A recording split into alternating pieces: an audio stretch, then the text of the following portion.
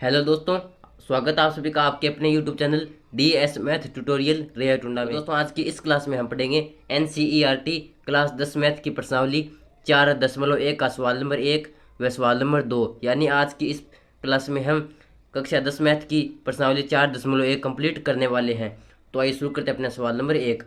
तो दोस्तों, सवाल नंबर 1 है कि जाँच कीजिए कि क्या निम्न द्विघात समीकरण है। हमें जो यहाँ पर समीकरण दी गई है, हमें यहाँ पर जांच इन्हें सरल कर जांच करनी है कि क्या ये द्विघात समीकरण है या नहीं है। तो ये हमारा सवाल नंबर 1। और सवाल नंबर 1 के अंदर हमारे पॉइंट है, टोटल पॉइंट है 8। तो इन 8 पॉइंटों में हमें बताना है कि कौन सा द्विघात समीकरण है, कौन सा नहीं है। तो सबसे पहले तो हम ये जान लेते हैं कि द्विघात समीकरण होती क्या है। तो यहाँ पर हम यहाँ पर जान लेते हैं। अब हम जान लेते हैं कि द्विघात समीकरण होती क्या है। द्विघात समीकरण, सबसे पहले तो हम देखेंगे कि द्विघात समीकरण होती क्या है। द्विघात समीकरण,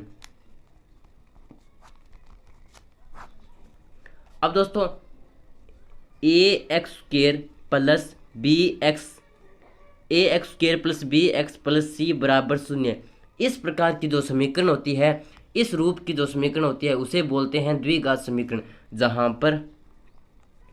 जहां पर ए बी व सी कोई अचर है। कोई अचर है। अचर का मतलब है कि ए बी व सी कोई संख्या है। अचर का मतलब होता है कि जिसका मान कभी बदलता नहीं है। जैसे यहाँ पर ए की जगह 5 हो सकता है, बी की जगह 6 हो सकता है, सी की जगह कुछ भी हो सकता है, जैसे 10 हो सकता है। तो यहाँ पर ए बी व सी कोई संख्या है और एक्स, यहाँ पर एक्स कोई चर है। एक्स कोई चर है। ये चर यानी चर का मतलब होता है जिसका मान लगातार बदलता रहता है। तो A x square plus B x plus C, इस प्रकार की इस रूप की जो समीकरण होती है उसे बोलते हैं द्विघात समीकरण। अब हमें जांच करनी है इनमें, जांच करनी है, इसको सरल करके देखना है कि क्या ये समीकरण हमारी a x square plus B x plus सी बराबर 0 के रूप की है। अगर इस रूप की है तो हम कह सकते हैं कि है हमारा जो समीकरण है वो द्विघात समीकरण है, अन्यथा द्विघात समीकरण नहीं है। तो आज का सवाल यही है, हमारा सवाल नंबर 1। तो चलिए स्टार्ट करते हैं। तो पहला है हमारा x प्लस ए की होल स्क्वायर बराबर 2 इंटू एक्स माइनस 3। तो यहाँ पर इसको करते हैं हल। तो लिखेंगे हल। अब ये हमारा x प्लस ए की होल स्क्वायर, तो ये हमारा एक प्रकार से a, ये प्लस में ये b। तो a प्लस बी का होल स्क्वायर क्या होता है, हम जानते हैं कि a प्लस बी का होल स्क्वायर होता है हमारा a square plus B square plus 2 into A into B बराबर में। अब 2 का अंदर गुणा कर देंगे तो यह हो जाएगा 2x माइनस 2 इंटू 3 यानी 6। अब यहाँ पर कौन सा सूत्र यूज किया वो यहाँ पर लिख देंगे कि चूंकि हम जानते हैं कि a प्लस बी का होल स्क्वायर बराबर होता है हमारा a square plus B square plus 2ab।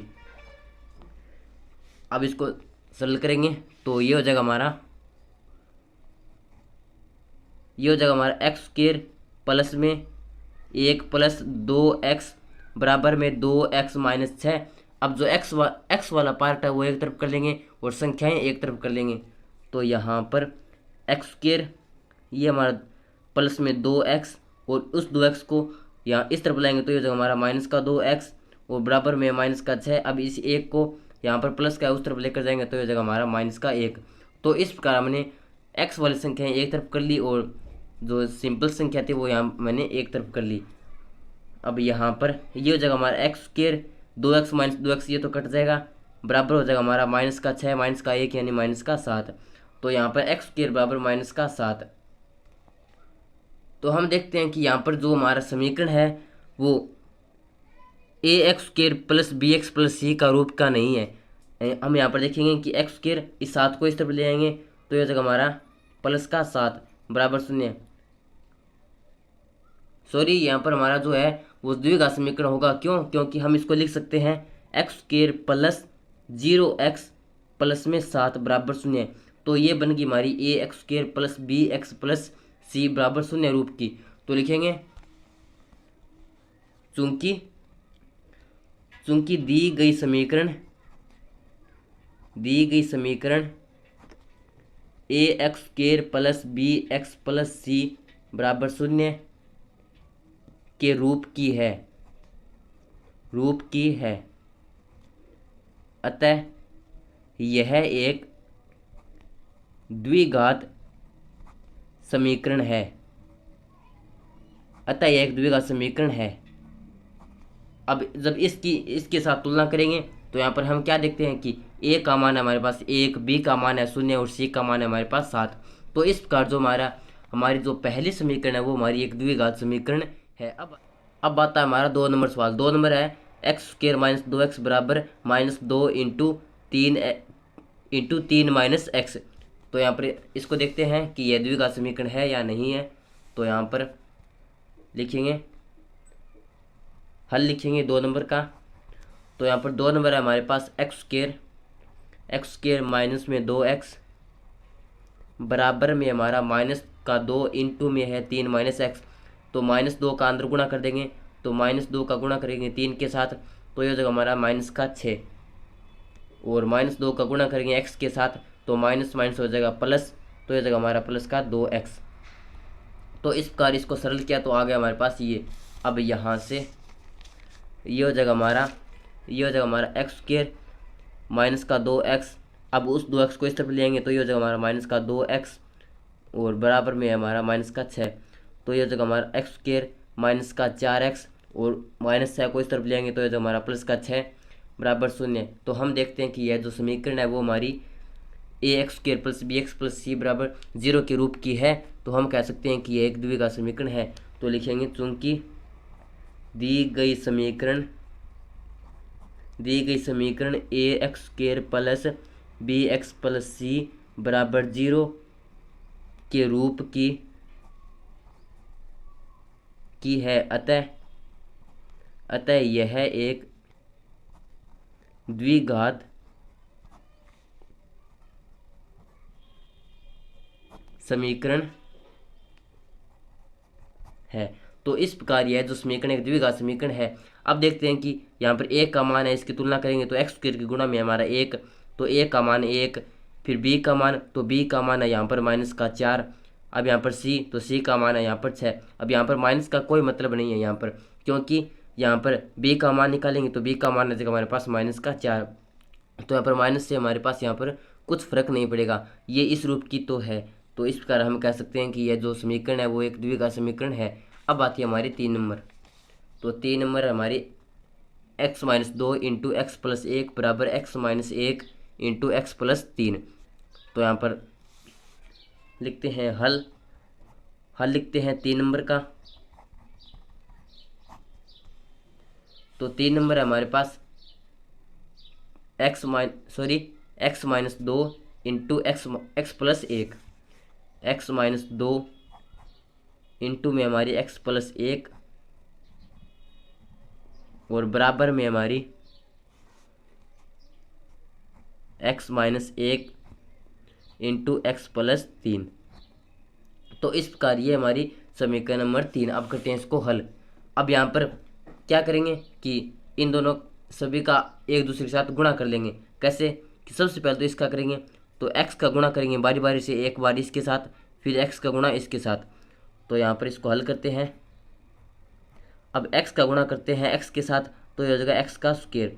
अब x का गुणा 1 के साथ, सबसे पहले तो हमने कर दिया x का गुणा x के साथ, अब कर देंगे x का गुणा 1 के साथ, तो ये हो जाएगा हमारा प्लस का x।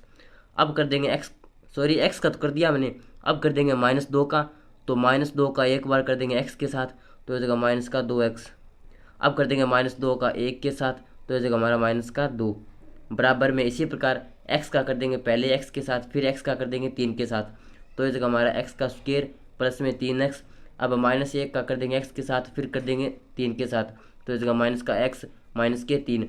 तो यहाँ से ये हो जाएगा हमारा, अब इस एक्स स्क्वायर को इस तरफ लेंगे तो यहाँ पर ये तो हमारा एक्स स्क्वायर, अब उस एक्स स्क्वायर को इस तरफ लेंगे तो ये हो जाएगा माइनस का एक्स स्क्वायर। अब ये हमारा प्लस का x, ये माइनस का 2x, तो ये बच गया हमारा x माइनस 2x, ये हो गया हमारा माइनस का x, ये बच गया हमारा माइनस का x। अब 3x माइनस x यानी ये बच गया हमारा 2x, तो 2x को इस तरफ लेंगे तो ये हो जाएगा हमारा माइनस का 2x। ये तो गया x वाला पोर्शन। अब आता है हमारा संख्या वाला, तो ये हमारा माइनस का 2, और इस -3 को इस तरफ लेंगे तो ये हो जाएगा हमारा प्लस का 3 बराबर में बच जाएगा 0। हमने क्या किया, हमने क्या कि जो इस वाला पार्ट था इसको इस तरफ लिया है हम, और एक्स का एक्स के साथ लिख दिया, एक्स स्क्वेयर का एक्स स्क्वेयर के साथ लिख दिया, और संख्याएं एक साथ लिख दी। बस इतना हमने चेंजेस किया है।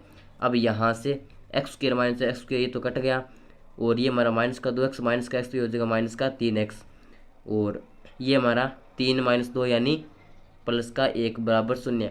तो हम देखते हैं कि यह जो a x square plus B x बराबर 0 के रूप के समीकरण नहीं है, तो हम कह सकते हैं कि यह एक द्विघात समीकरण भी नहीं है। तो लिखेंगे चूंकि दी गई समीकरण a x square plus B x plus सी बराबर 0 के रूप की समीकरण नहीं है, अतः यह एक द्विघात समीकरण नहीं है। तो इस प्रकार जो हमारी 3 नंबर समीकरण है वो द्विघात समीकरण नहीं है। तो दोस्तों, अगर आपको मेरा वीडियो पसंद आ रहा है तो प्लीज़ वीडियो को एक बार लाइक ज़रूर कर देना, और चैनल को सब्सक्राइब नहीं किया तो प्लीज़ चैनल को सब्सक्राइब कर देना। तो चलिए अब आता है हमारा सवाल नंबर 4। तो 4 नंबर है हमारा, अगले पेज पर करते हैं इसको हल।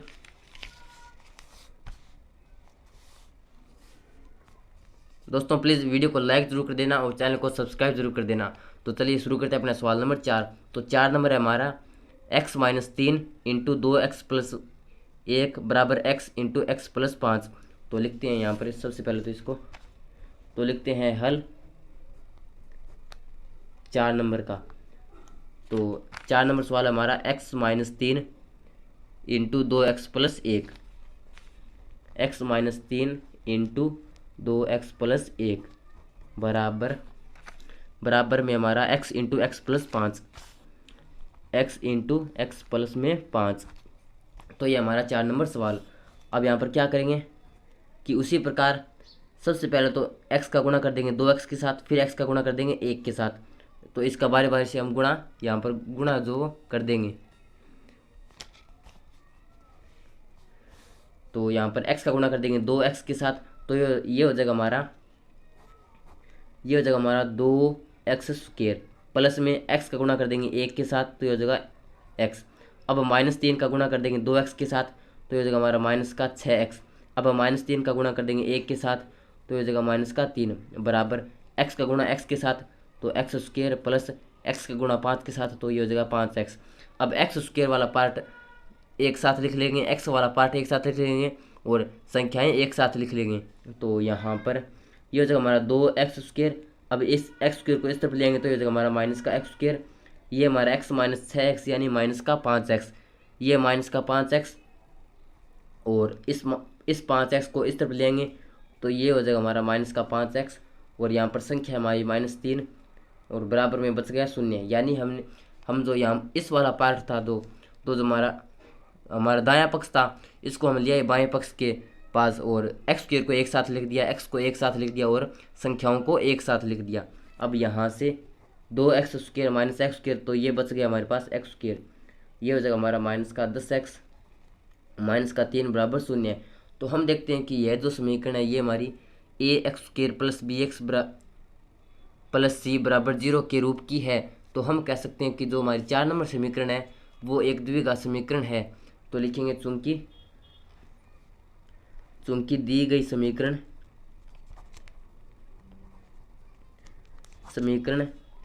ए x square plus B x plus सी बराबर 0 के रूप की है, अतः यह एक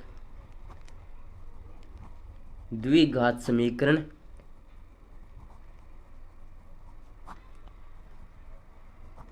है। तो इस प्रकार यह समीकरण है जो हमारी एक द्विघात समीकरण है। अब आती है हमारी समीकरण नंबर 5।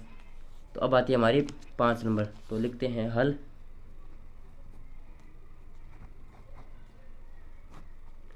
तो 5 नंबर है हमारी 5 नंबर है 2x माइनस 1 इंटू में है हमारी x माइनस 3 बराबर x+5 और इंटू में हमारी x-1। दोस्तों अगर आपको मेरा वीडियो पसंद आ रहा है तो प्लीज़ वीडियो को लाइक कर देना, और चैनल को अभी तक सब्सक्राइब नहीं किया तो प्लीज़ यार चैनल को सब्सक्राइब जरूर कर देना। तो चलिए शुरू करते हैं अपना सवाल नंबर 5। तो ये लिखते हैं इसका हल। अब दोस्तों उसी प्रकार जैसे 4 नंबर सवाल किया था, जैसे 3 नंबर किया था, तो 2x का सबसे पहले तो गुणा कर देंगे x के साथ, फिर कर देंगे -3 के साथ। तो 2x का गुणा करेंगे x के साथ तो ये हो जाएगा 2x²। अब 2x का गुणा -3 के साथ तो ये हो जाएगा हमारा 2 × 3 यानी -6, और x है तो ये हो जाएगा हमारा x। अब -1 का गुणा बारी बारी से पहले तो x के साथ फिर -3 के साथ, तो ये हो जाएगा हमारा -x, माइनस गुणा होकर ये हो जाएगा हमारा +3 बराबर। अब x का गुणा x के साथ फिर -1 के साथ, तो ये हो जाएगा हमारा x², फिर हमारा -x। और अब 5 का गुणा पहले x के साथ फिर -1 के साथ, तो ये हो जाएगा हमारा 5x फिर -5।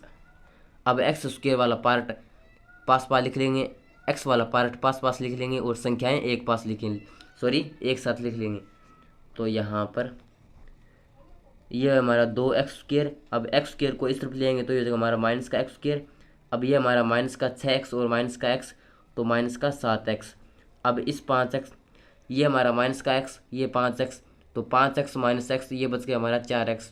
इस 4x को इस तरफ ले आएंगे तो ये हो जाएगा हमारा -4x, क्योंकि यहाँ पर ये प्लस का है, तो इस तरफ ले आएंगे तो ये होगा -4x। तो x² एक साथ लिख लिया, x एक साथ लिख लिया। अब ये हमारा +3 और ये हमारा -5 इस तरफ लाएंगे तो ये जगह हमारा +5 बराबर 0। तो यहाँ से 2x² -x², तो ये बच गया हमारे पास x², और -7x -4x, तो 7 4 होता है हमारा 11, तो ये बच गया हमारा -11x, प्लस में 5 3 8 बराबर 0।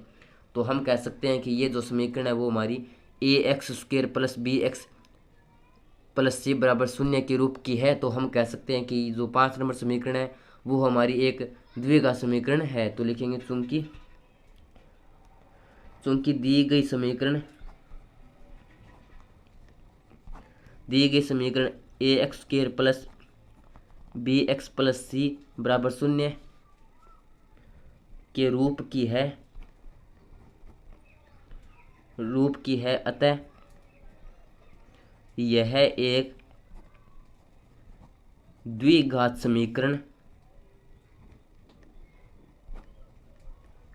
है। तो इस प्रकार जो हमारी 5 नंबर समीकरण है वो भी एक द्विघात समीकरण है। तो दोस्तों अगर आपको वीडियो पसंद आ रहा है तो प्लीज़ वीडियो को लाइक कर देना, और चैनल को सब्सक्राइब नहीं किया तो प्लीज़ चैनल को सब्सक्राइब भी कर देना। तो अब आता है हमारा 6 नंबर सवाल। तो लिखते हैं हल। 6 नंबर का हल लिखते हैं। तो यहाँ पर 6 नंबर है हमारे पास x² + 3x प्लस में 1, x² + 3x प्लस में 1, और बराबर में हमारा x-2 का होल स्क्वायर, बराबर में हमारा x-2 का होल स्क्वायर। तो यहाँ से अब ये हमारा x² प्लस में 3x प्लस में 1 बराबर, अब सबसे पहले तो इसका स्क्वायर खोलेंगे, तो ये हमारा एक प्रकार से a मान लेते हैं, इसे माइनस में b मान लेते हैं, तो ये बन गया हमारा a - b का होल स्क्वायर। और a - b का होल स्क्वायर क्या होता है, a² + b² -2 × a × b। तो ये बन गया हमारा x² + 3x प्लस में 1 बराबर x² प्लस में 2 का स्क्वायर यानी 4 माइनस में 2 × 2 यानी 4x। अब x² वाला पार्ट एक तरफ कर लेंगे, x एक तरफ कर लेंगे और संख्याएं एक तरफ कर लेंगे। तो x², इस x² को इस तरफ लेकर आएंगे तो ये हो जाएगा माइनस का x², ये हमारा प्लस का 3x। अब इस 4x को इस तरफ लेकर आएंगे तो ये हो जाएगा हमारा, ये बन जाएगा हमारा प्लस का 4x, क्योंकि इस तरफ माइनस का इस तरफ आएगा तो ये हो जाएगा हमारा प्लस का, और ये हमारा प्लस का 1। अब इस 4 को इस तरफ लेकर आएंगे तो ये बन गया हमारा माइनस का 4, बराबर में बच गया 0। यानी जो ये पार्ट था इसको पूरे को हम इस तरफ लेकर आ गए, और बस यहाँ पर इतना चेंजेस किया है कि यहाँ पर x वाले पार्ट को एक तरफ लिख दिया, संख्याएं एक तरफ लिख दी।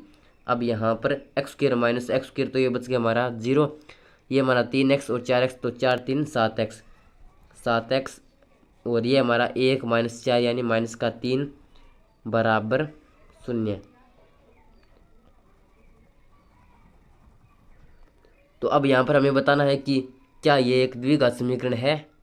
तो हम देखते हैं कि ये जो समीकरण है वो ये हमारी ax² + bx + c बराबर 0 के रूप की नहीं है। तो हम कह सकते हैं कि ये जो समीकरण है, जो 6 नंबर समीकरण है, ये हमारी एक द्विघात समीकरण नहीं है। तो लिखेंगे चूंकि दी गई समीकरण ax² + bx + c बराबर 0 के रूप की नहीं है, अतः यह एक द्विघात समीकरण नहीं है। तो इस प्रकार जो 6 नंबर समीकरण है वो हमारी द्विघात समीकरण नहीं है। अब आती है हमारी 7 नंबर। तो 7 नंबर हमारी x + 2 की क्यूब। 7 नंबर हमारी x + 2 की क्यूब। तो जो हमारी 7 नंबर है x + 2 की क्यूब बराबर में हमारी 2x x² - 1। तो करते हैं इसको सरल। तो हम जानते हैं कि दोस्तों कि a + b की क्यूब क्या होती है। a + b की क्यूब होती है हमारी a³ + b³ + 3a² b + 3ab²। तो यहाँ पर इसको मान लेते हैं a, इसको मान लेते हैं b, तो ये बन गया हमारा a + b की क्यूब। तो a + b की क्यूब होती है हमारी a³ + b³ + 3a² × b, 3a² × b + 3a × b की स्क्वायर और बराबर में हमारा 2x। तो इसका एक बार इसके साथ गुणा कर देंगे, एक बार इसके साथ गुणा कर देंगे, तो ये बन गया हमारा 2x³। ये बन गया हमारा 2x³ और एक बार इसके साथ गुणा करेंगे तो ये बन जाएगा हमारा -2x। तो यहाँ पर ये हो जाएगा हमारा x³ प्लस में 2 की क्यूब यानी 8 प्लस में 3 × 2 यानी 6x² और प्लस में हमारा 3 ×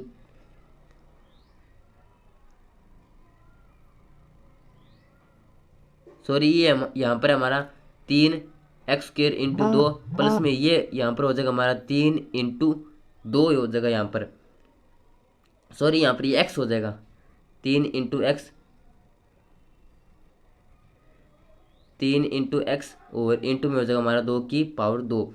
तो ये बन जाएगा हमारा 2 की पावर 2 यानी 4, 4 × 3 यानी 4 3 12, 12x बराबर 2x³ - 2x। तो यहाँ से अब x³ वाला एक तरफ कर देंगे, तो ये हमारा x³, अब यहाँ पर ये प्लस का इस तरफ लेकर आएंगे तो ये बन जाएगा हमारा -2x³। और ये हमारा अब x² वाला एक तरफ लिख लेते हैं, तो ये हमारा प्लस का 6x²। और अब x वाला एक तरफ लिख लेते हैं तो 12x और उसको इस तरफ लेकर आएंगे तो ये हो जाएगा हमारा प्लस का 2x। और अब प्लस में लिख देते हैं हमारी संख्या बराबर में 0। यानी जो ये वाला पार्ट था, जो दायां पार्ट था, इसको बाएं पार्ट के पास ले आए और क्यूब वाली संख्या को एक पास लिख दिया, स्क्वायर वाली को एक तरफ लिख दिया और x को एक साथ लिख दिया और संख्याएं एक साथ लिख दी। अब यहाँ पर ये है हमारा -का 2x³, ये x³ तो ये बच गया -का x³ प्लस में 6x² और 12 और 2 हमारा हो जाएगा 14x प्लस में 8 बराबर 0।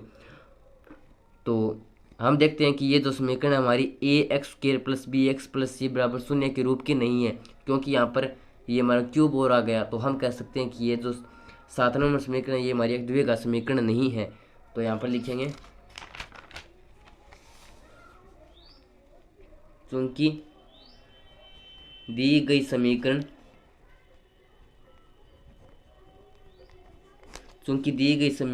ax² + bx + c बराबर 0 के रूप की नहीं है, अतः यह एक द्विघात समीकरण नहीं है। तो इस प्रकार जो 7 नंबर समीकरण है वो भी हमारी एक द्विघात समीकरण नहीं है। तो दोस्तों अगर वीडियो पसंद आ रहा है तो प्लीज़ वीडियो को लाइक ज़रूर कर देना, और चैनल को अभी तक सब्सक्राइब नहीं किया है तो यार सब्सक्राइब जरूर कर देना। तो चलिए अब आता है हमारा लास्ट पॉइंट, 1 नंबर सवाल का लास्ट पॉइंट। तो लास्ट पॉइंट है हमारा 8 नंबर। तो 8 नंबर हमारा x³ minus 4x² minus x plus में 1 बराबर में हमारा x माइनस 2 की क्यूब। तो करते हैं इसको हल। तो ये हो जाएगा हमारा x³ माइनस 4x² माइनस का x प्लस में 1 बराबर, ये इसे मान लेते हैं एक प्रकार से a, इसे मान लेते हैं b। तो ये बन गया हमारा a माइनस बी की क्यूब, और a माइनस बी की क्यूब होती है हमारी a³ a माइनस बी की क्यूब होती है हमारी a³ माइनस b³, b यानी 2 की क्यूब, a³ माइनस b³। फिर आता है हमारा माइनस में 3a² इंटू बी की जगह हमारा 2, प्लस में आता है हमारा 3a इंटू बी की स्क्वायर, और b की जगह हमारा 2, तो इस जगह हमारा 2 का स्क्वायर। तो अब करते हैं इसको हल। x³ minus 4x² minus x plus में 1 बराबर x³ माइनस 2 की क्यूब यानी 8 माइनस 3 इंटू 2 यानी 6x² प्लस में 2 का स्क्वायर यानी 4 इंटू 3 यानी 4 3 12 इंटू x, तो 12x। तो अब क्यूब वाला एक तरफ लिख लेते हैं, स्क्वायर वाला एक जगह लिख लेते हैं, और x की एक जगह लिख लेते हैं, और संख्याएं एक जगह लिख लेते हैं। तो यहाँ पर x³, अब इस क्यूब को इस तरफ लेकर आएंगे तो ये हो जाएगा हमारा माइनस का x³, ये हमारा माइनस का 4x², और ये हमारा माइनस का 6x²। इस तरफ लेकर आएंगे तो ये जो हमारा प्लस का 6x²। अब आता है हमारा माइनस का x, और अब यहाँ पर देखते हैं x, तो इसको इस तरफ लेकर आएंगे तो माइनस का 12x, और ये हमारा प्लस में 1, यहाँ पर इस -8 को इस तरफ लेकर आएंगे तो ये जो हमारा प्लस का 8 बराबर में बच गया 0। मैंने यहाँ पर क्या किया, मैंने यहाँ पर ये किया कि जो दायां पक्ष था इसको पूरे को मैं यहाँ से उठाकर बाएं पक्ष के पास ले आया। तो जो माइनस वाला था वो प्लस में चेंज हो गया, प्लस वाला माइनस में चेंज हो गया, और क्यूब वाली संख्या एक पास लिख दी, स्क्वायर वाली एक पास लिख दी, और x एक पास लिख दी, और संख्याएं एक साथ लिख दी। तो x³ माइनस x³, तो ये तो कट गया। ये हमारा माइनस का 4x², ये 6x², तो ये हो जाएगा हमारा 2x², और ये हमारा माइनस का 14x, और ये हमारा प्लस का 9 बराबर 0। तो हम देख सकते हैं कि यह समीकरण हमारी ax² प्लस bx बराबर 0 के रूप की है। तो हम कह सकते हैं कि यह जो समीकरण है ये हमारी द्विघात समीकरण है। तो लिखेंगे चूंकि दी गई समीकरण। तो दोस्तों अगर वीडियो पसंद आ रहा है तो प्लीज़ यार लाइक ज़रूर कर देना, और चैनल को अभी तक सब्सक्राइब नहीं किया है तो प्लीज़ सब्सक्राइब जरूर कर देना। तो लिखेंगे चूंकि दी गई समीकरण ax² plus bx plus c बराबर 0 के रूप की है, अतः यह एक द्विघात समीकरण है। यह एक द्विघात समीकरण है। तो इस प्रकार ये था हमारा कक्षा 10 NCERT मैथ की प्रश्नावली 4.1 का जो हमारा पहला सवाल था वो कंप्लीट हो चुका है। और अब करेंगे हम प्रश्नावली 4.1 का सवाल नंबर 2। अब आता है प्रश्नावली 4.1 का सवाल नंबर 2, और सवाल नंबर 2 है कि निम्न स्थितियों को द्विघात समीकरणों के रूप में निरूपित करो। तो हमें जो सवाल दिए गए हैं इनको द्विघात समीकरणों के रूप में बनाना है। तो दो नंबर सवाल में पहला है हमारा कि एक आयताकार भूखंड का क्षेत्रफल 528 मीटर स्क्वायर है, क्षेत्र की लंबाई मीटरों में होगी, चौड़ाई के दोगुने से 1 अधिक है। यानी जो क्षेत्रफल की जो लंबाई है वो चौड़ाई के दुगुने से 1 अधिक होगी। हमें भूखंड की लंबाई और चौड़ाई ज्ञात करनी है। तो लिखते हैं सबसे पहले तो इसका हल।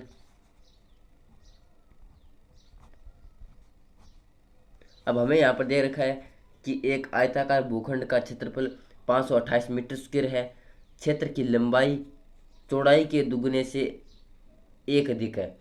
यानी जो हमारी जितनी चौड़ाई है उसका दोगुना करके उसमें 1 ऐड कर देंगे तो वो बन जाएगी हमारी उसकी लंबाई।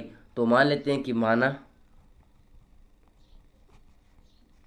माना क्षेत्र की चौड़ाई चौड़ाई है हमारे पास x मीटर। मान लेते हैं कि जो क्षेत्र की चौड़ाई है वो हमारे पास x मीटर,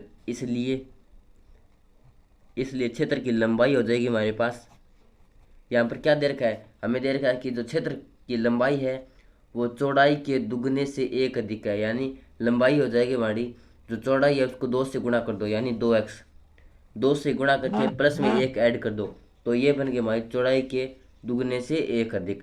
तो ये होगी हमारी चौड़ाई की, सॉरी क्षेत्र की चौड़ाई मान ली हमने, और ये होगी हमारी चौड़ाई जो क्षेत्र की उसकी जो लंबाई।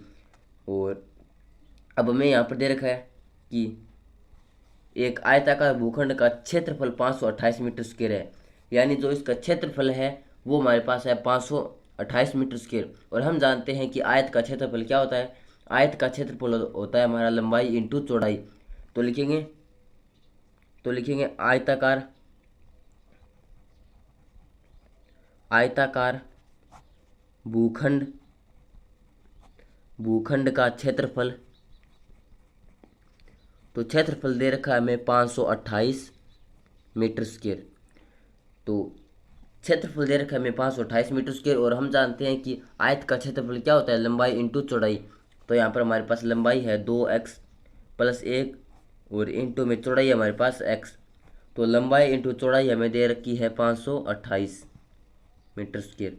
अभी यहाँ से x का अंदर गुणा कर देंगे, तो सबसे पहले तो x का करेंगे 2x के साथ, तो 2x स्क्वायर प्लस में x का x के साथ, सॉरी 1 के साथ, तो इस जगह x बराबर में है 528। तो अब यहाँ से 2x स्क्वायर प्लस x 528 को इस तरफ लेकर आएंगे तो ये जगह माइनस का 528 बराबर 0।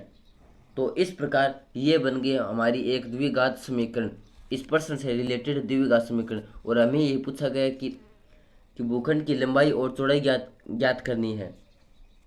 तो अब यहाँ से इस द्विघात समीकरण से हम हल करके इसको x के मान ज्ञात कर लेंगे, और x है हमारे पास चौड़ाई, तो वो आ जाएगा हमारे पास चौड़ाई, और चौड़ाई ज्ञात होते ही हम लंबाई भी ज्ञात कर लेंगे। लेकिन हमें यहाँ पर प्रश्न में पूछा क्या गया है कि निम्न स्थितियों को द्विघात समीकरणों के रूप में निरूपित कीजिए, यानी हमें केवल और केवल यहाँ तक द्विघात तक की हमें इसे निरूपित करना है। तो ये होगी हमारी एक द्विघात समीकरण। अब अगर हम लंबाई ज्ञात करना चाहें, चौड़ाई ज्ञात करना चाहें, तो हम यहाँ से ज्ञात कर सकते हैं। इस द्विघात समीकरण को जब हल करेंगे तो आ जाएगा हमारे पास x का मान यानी चौड़ाई का मान, और चौड़ाई का मान आते ही यहाँ पर मान रख देंगे तो वो आ जाएगा हमारे पास लंबाई का मान। तो ये होगा हमारा 2 नंबर सवाल का पहला पॉइंट। अब आता है 2 नंबर सवाल का 2 नंबर पॉइंट, और 2 नंबर पॉइंट है हमारे पास कि 2 क्रमागत धनात्मक पूर्णांकों का गुणनफल 306 है, हमें पूर्णांकों को ज्ञात करना है। तो दोस्तों अभी तक आपने इस चैनल को सब्सक्राइब नहीं किया तो प्लीज़ चैनल को सब्सक्राइब कर देना, और वीडियो को अभी तक लाइक नहीं किया तो प्लीज़ यार वीडियो को लाइक जरूर कर देना अगर आपको वीडियो पसंद आ रहा है तो, अन्यथा आप डिसलाइक भी कर सकते हैं। तो हमारा 2 नंबर सवाल का 2 नंबर पॉइंट है कि 2 क्रमागत धनात्मक पूर्णांक। क्रमागत धनात्मक पूर्णांक कैसे होते हैं, पूर्णांक का मतलब होता है एक पूर्ण संख्या, जैसे 1 पूर्णांक है, 1 के बाद 2 पूर्णांक है, 3 पूर्णांक है, 4 पूर्णांक है, यानी सभी प्लस माइनस की सभी पूर्ण संख्याएं पूर्णांक संख्याएं होती है। यानी माइनस में भी जो हमारी जो पूर्ण संख्या होती है वो उन्हें पूर्णांक संख्या कहते हैं, और प्लस में भी जो हमारी पूर्ण संख्या होती है जैसे 2 के बाद 3, 3 के बाद 4, यानी दशमलव वाली संख्या नहीं होनी चाहिए। तो 2 क्रमागत धनात्मक पूर्णांकों का गुणनफल हमारे पास दिया गया है 306, हमें पूर्णांकों को ज्ञात करना है, यानी हमें इसकी समीकरण बनानी है, और समीकरण बनने के बाद हम आसानी से इसको ज्ञात कर सकते हैं। तो लिखते हैं इसका हल। तो मान लेते हैं माना पहला धनात्मक पूर्णांक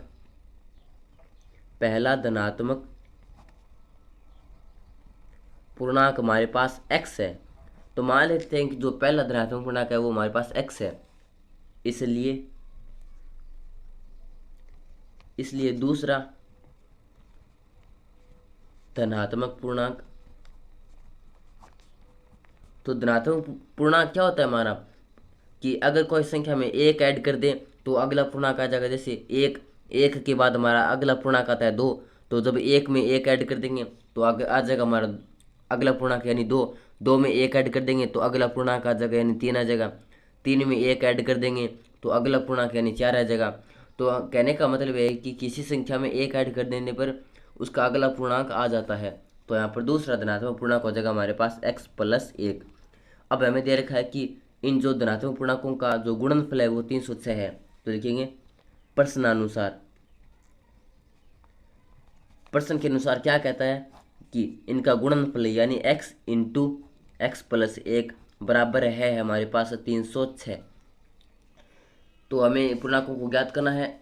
तो यहाँ पर x का अंदर गुणा कर देंगे तो ये हो जाएगा एक्स स्क्वायर, इसका साथ करेंगे तो ये हो जाएगा x बराबर हो जाएगा 306। तो अब यहाँ से एक्स स्क्वायर प्लस एक्स 306 को इस तरफ लेकर आएंगे तो माइनस का 306 बराबर 0।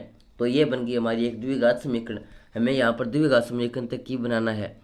अब यहाँ से अगर धनात्मक पूर्णांक ज्ञात करना है तो यहाँ से आसानी से ज्ञात कर सकते हैं। इस द्विघात समीकरण को हल कर एक्स का मान आ जाएगा, एक्स का मान यानी पहला धनात्मक पूर्णांक, फिर उसमें एक ऐड कर देंगे तो दूसरा धनात्मक पूर्णांक आ जाएगा। और द्विघात समीकरण को कैसे हल करते हैं उसका वीडियो मैंने बना रखा है। पूर्ण वर्ग विधि से हल कर सकते हैं, श्रीधर आचार्य विधि से हल कर सकते हैं, या फिर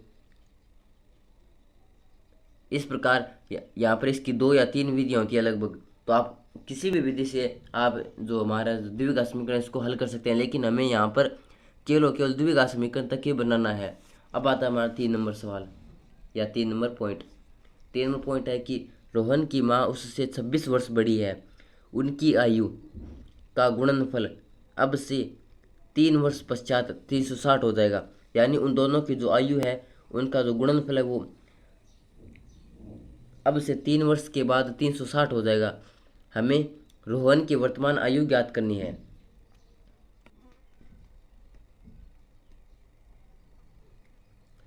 तो रोहन की माँ उससे 26 वर्ष बड़ी है और उनकी आयु का गुणनफल अब से 3 वर्ष बाद 360 हो जाएगा। तो सबसे पहले तो लिखते हैं इसका हल। अब हमें क्या दे रखा है कि रोहन की माँ उससे यानी रोहन से 26 वर्ष बड़ी है। तो मान लेते हैं माना रोहन की आयु है हमारे पास x। मान लेते हैं कि x वर्ष है, मान लेते हैं कि रोहन की आयु x वर्ष है, इसलिए रोहन की माँ की आयु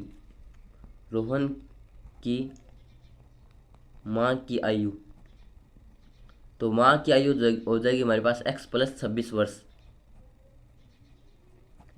26 वर्ष। अब आगे क्या दे रखा है कि उनकी आयु का गुणनफल अब से 3 वर्ष बाद 360 हो जाएगी। यानी अब से 3 वर्ष बाद, यानी सबसे पहले तो लिखते हैं प्रश्नानुसार।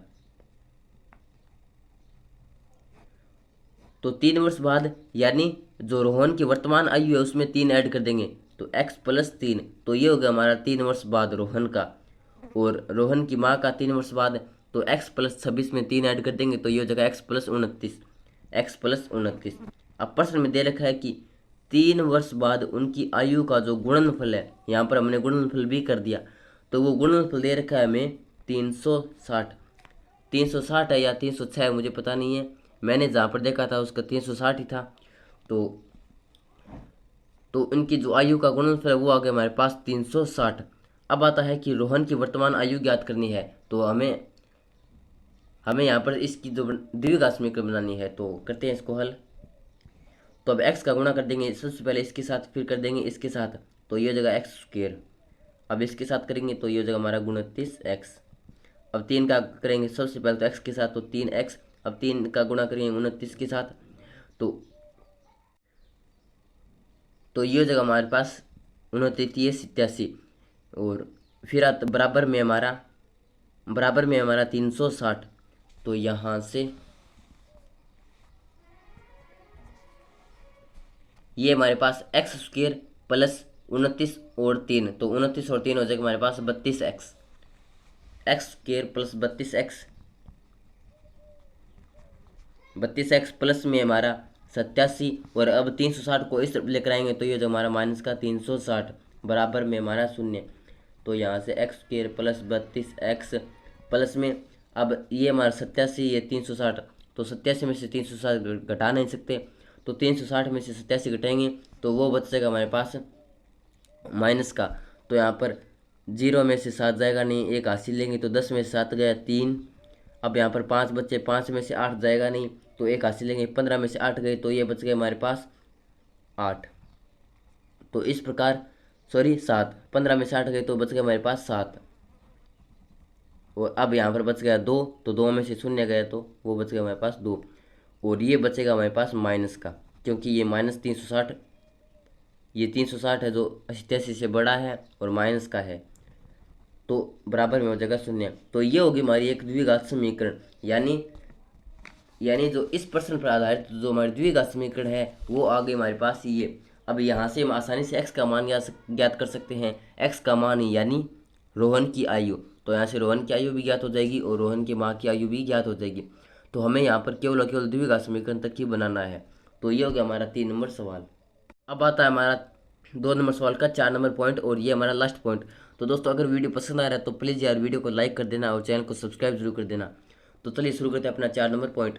तो ये हमारा कि एक रेलगाड़ी 480 किलोमीटर की दूरी समान चाल से तय करती है। तो सबसे पहले तो लिखते हैं इसका हल। तो लिखेंगे कि माना रेलगाड़ी की चाल बराबर है हमारे पास x किलोमीटर प्रति घंटा। तो मान लेते हैं कि जो रेलगाड़ी की चाल है वो x किलोमीटर प्रति घंटा है। तो एक रेलगाड़ी 480 किलोमीटर की दूरी समान चाल से तय करती है। तो चाल मान लिया हमने x किलोमीटर प्रति घंटा। फिर आगे कहा है कि यदि इसकी चाल 8 किलोमीटर कम कर दी हो जाए तो वह उसी दूरी को तय करने में 3 घंटे अधिक लेती। हमें रेलगाड़ी की चाल ज्ञात करनी है। तो सबसे पहले तो हमने यहाँ पर लिख दिया कि माना रेलगाड़ी की चाल x किलोमीटर प्रति घंटा है, और जो दूरी है, जो रेलगाड़ी दूरी ज्ञात करेगी वो कितनी है हमारे पास 480 किलोमीटर। 480 किलोमीटर। तो अब ज्ञात करेंगे समय।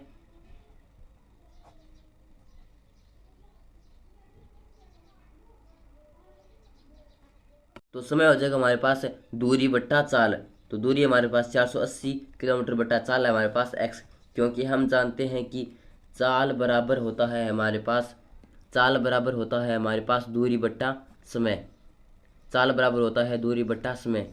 तो यहाँ से कह सकते हैं कि समय बराबर दूरी बट्टा चाल, यानी 480 बट्टा x।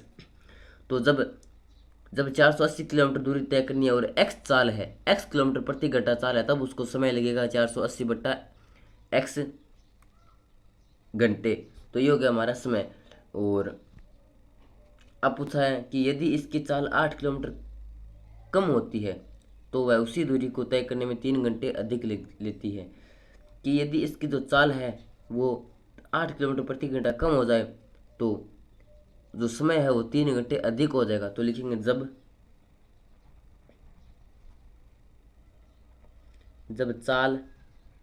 जब रेलगाड़ी की चाल कितनी हो जाएगी 8 किलोमीटर प्रति घंटा कम, यानी x - 8 किलोमीटर प्रति घंटा। तो जब इसकी चाल ये हो जाएगी तब इसकी दूरी तो उतनी रहनी है, 480 किलोमीटर दूरी तय करनी है, तो इसमें तो कोई चेंजेस नहीं होगा। अब आता है समय। तो समय होता है हमारा दूरी बट्टा चाल। तो दूरी तो उतनी है, 480 बट्टा चाल हो जाएगी हमारे पास x - 8। वो समय हो जाएगा हमारा घंटा यानी h में हॉर्स। तो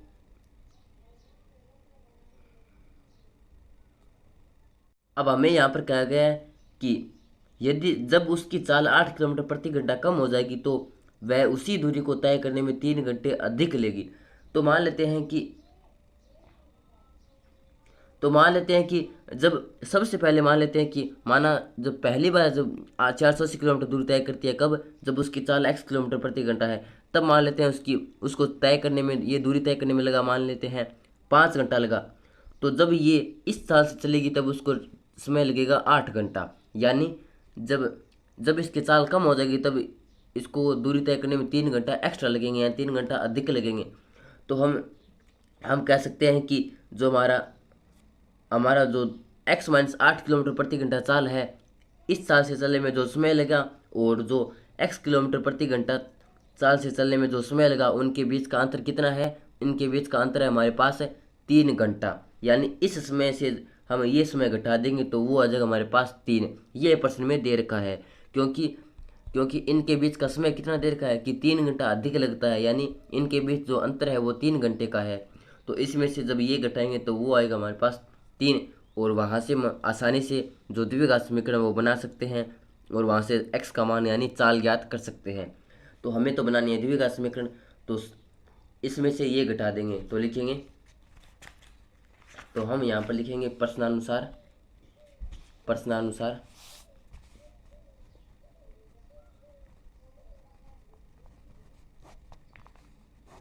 क्योंकि हमें ये चीज़ प्रश्न के अंदर ही दे रखी है कि इसके और इसके बीच का जो अंतर है वो 3 घंटा है। तो यहाँ पर प्रश्न के अनुसार हम लिखेंगे 480/x-8।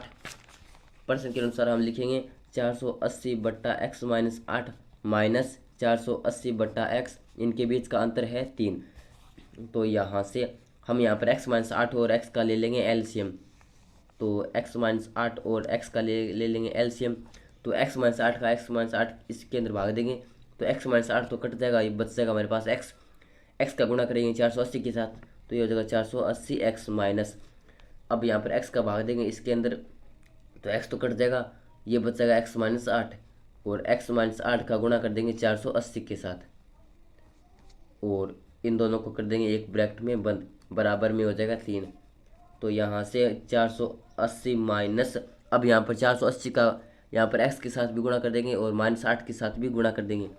तो 480x माइनस में अब करेंगे 480 का 8 के साथ गुणा, तो यहाँ पर ये हो जाएगा हमारे पास 0, 8 8 64, 64 का 4, 80 लगी 6, फिर 8 चौक 32, 32 6 हो जाएगा हमारे पास 38।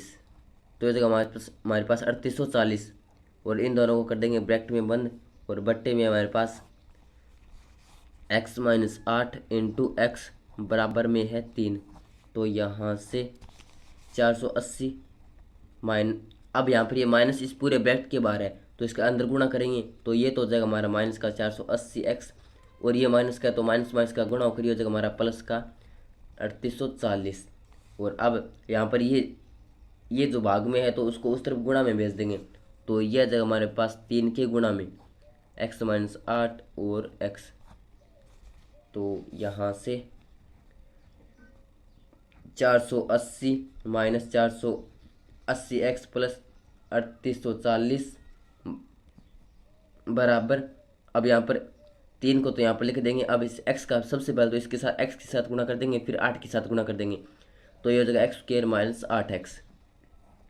अब यहाँ से इन दोनों को हम ऐड कर देंगे तो 3840 और 480 ऐड करेंगे तो ये हो जाएगा हमारे पास 0 का 0 ऐड हो जाएगा, फिर 4 और 8, 8 4 12, 12 का 2, हासिल लगी 1, फिर 8 4 12, 12 और हासिल 1 हमारे पास 13 और हासिल लगी फिर से 1 तो 3, यहाँ पर 0 तो 3 और 1 हासिल 4। तो ये जगह हमारे पास 4320 माइनस में लिख देंगे 480x बराबर में 3 का गुणा कर देंगे तो 3x² माइनस 3824x। तो अब यहाँ पर जो हमारा ये संख्या है इसको भी उस तरफ लेकर जाएंगे और इसको भी उस तरफ लेकर जाएंगे तो यहाँ पर ये तो बच गया हमारे पास 3x² माइनस में 24x। अब इसको भी उस तरफ लेकर जाएंगे और इसको भी उस तरफ लेकर जाएंगे तो ये माइनस का उस तरफ जाएगा, ये हो जाएगा प्लस का 480x, ये प्लस का उस तरफ जाएगा माइनस का 4320x बराबर में बच गया 0। यानी हमने यहाँ पर क्या किया कि इसको तो लिख दिया इस तरफ और इसको लिख दिया इस तरफ, फिर जो ये पार्ट था इसको लिया है इस पार्ट की तरफ ताकि जो हमारा x² है वो माइनस का न हो, क्योंकि अगर इसको इस तरफ लेकर आते तो जो x² है वो माइनस का हो जाता। तो x² है वो माइनस का न हो, इसके लिए हमने क्या किया कि इसको भी उस तरफ लेकर गए। तो अब यहाँ से 3x², ये हमारे पास 480x, ये 24, तो 480 में से 24 घटाएंगे तो ये बच जाएगा हमारे पास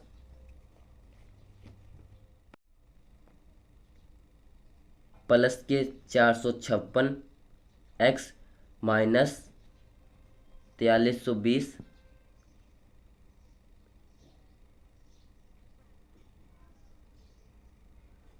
सॉरी ये 4320x नहीं है यहाँ पर, या ये केवल संख्या है तो 4320 बराबर में 0। तो ये बन गई हमारी एक द्विघात समीकरण। तो अब इस द्विघात समीकरण की मदद से हम x का मान याद कर सकते हैं, x का मान यानी चाल का मान याद कर सकते हैं। तो इस प्रकार ये था हमारा सवाल नंबर 2 का लास्ट पॉइंट, और इस प्रकार ये समाप्त होता है हमारा प्रश्नावली 4.1 का सवाल नंबर 1 व सवाल नंबर 2। तो दोस्तों अगर वीडियो पसंद आ रहा है तो प्लीज़ वीडियो को लाइक कर देना, और चैनल को अभी तक सब्सक्राइब नहीं किया तो प्लीज़ यार सब्सक्राइब जरूर कर देना। तो इस प्रकार ये था हमारा कक्षा 10 NCERT मैथ की प्रश्नावली 4.1 का सवाल नंबर 1 व सवाल नंबर 2। तो दोस्तों ये वीडियो आपको कैसा लगा प्लीज़ कमेंट कर जरूर बताना। अगर वीडियो को अभी तक लाइक नहीं किया तो प्लीज़ यार वीडियो को लाइक जरूर कर देना, और चैनल को अभी तक सब्सक्राइब नहीं किया तो प्लीज़ यार चैनल को भी सब्सक्राइब जरूर कर देना। धन्यवाद।